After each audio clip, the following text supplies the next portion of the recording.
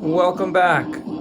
Today we're going to talk about El Robo de las Momias de Guanajuato. Now you may remember that last week we did a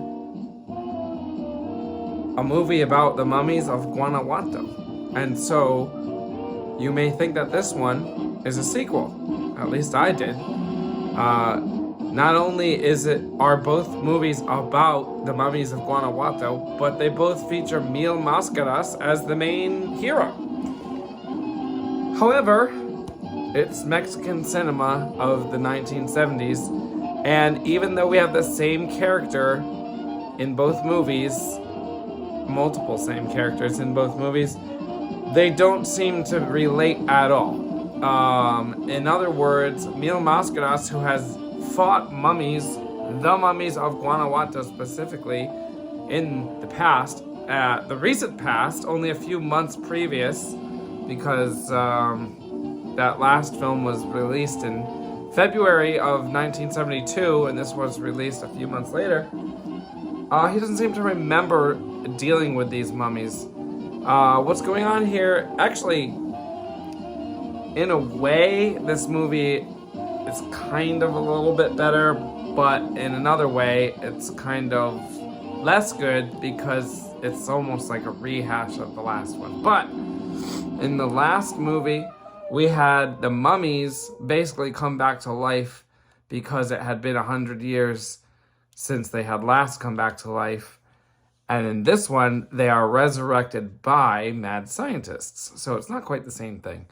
Actually, they are resurrected by a mad scientist and a warlock.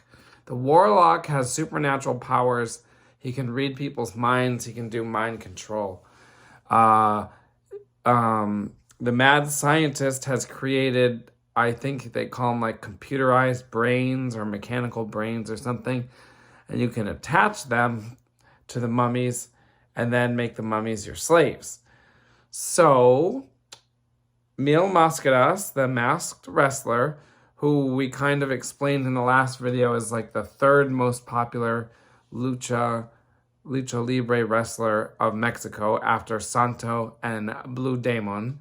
He goes along with his buddies Rayo de Jalisco, which means lightning of Jalisco, and Blue Angel, which is how they pronounce it in the movie, although my textbook Spanish tells me that it would be Blue Angel, or in English, Blue Angel. But in the movie, they pronounce it Blue Angel.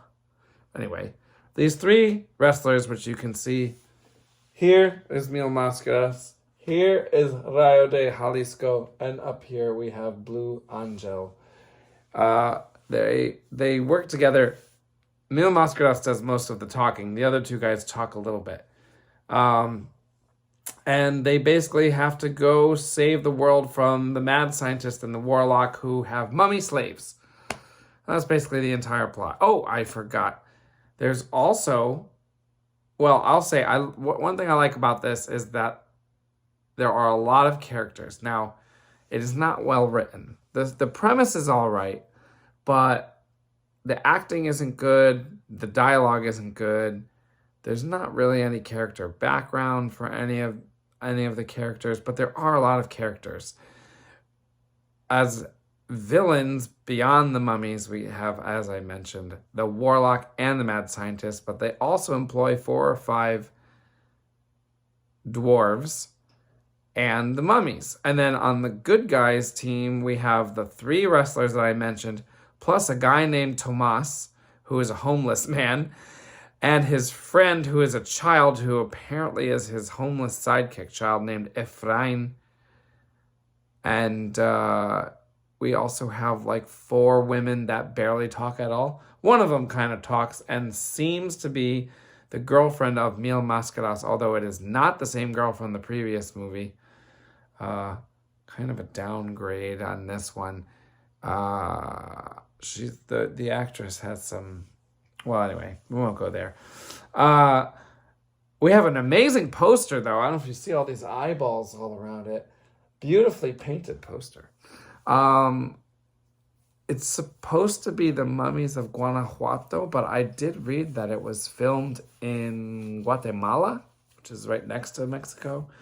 I don't know if that's. I saw some sites were saying it was filmed in Guatemala, and some were not saying that. Um, there is an ancient Egyptian text. I don't know if they used that because the Egyptians had mummies. There's also like a pyramid like temple right here. And that's a real temple that they shot on location, but I don't know exactly where it was. Couldn't find out. This was released or produced by two production companies that have not shown up so far in Mexican horror history. One of them is called Tikal, and the other one is Agra Sanchez. So I think there's going to be more by these companies later, but this is the first time we've seen either one in Mexican horror history. I give this a 5 out of 10 because honestly, I have had enough of these wrestler, lucha libre versus monster movies. The mummies looked good, but in as far as their makeup went, or their costumes, or their masks, or whatever they were wearing, they looked good, but the acting in this movie was very bad, all around. Like, Neil Mascaras is not as good as Santo, and the other two guys were even worse. The mummies, all they had to do was kind of like walk around and be menacing, and they failed miserably. They walk so slowly and like not in a scary way. Oh, it was hard to watch. Really hard to watch. That's it, really. There is a third movie about the Mummies of Guanajuato that comes out in 1973. So luckily, I don't have to watch that one until next year. We do have one more lucha libre horror film of 1972 to go, but at least it's a Santo film, so hopefully it'll be a little bit better than this one. And I think that's enough. So we'll see you next time. Thank you.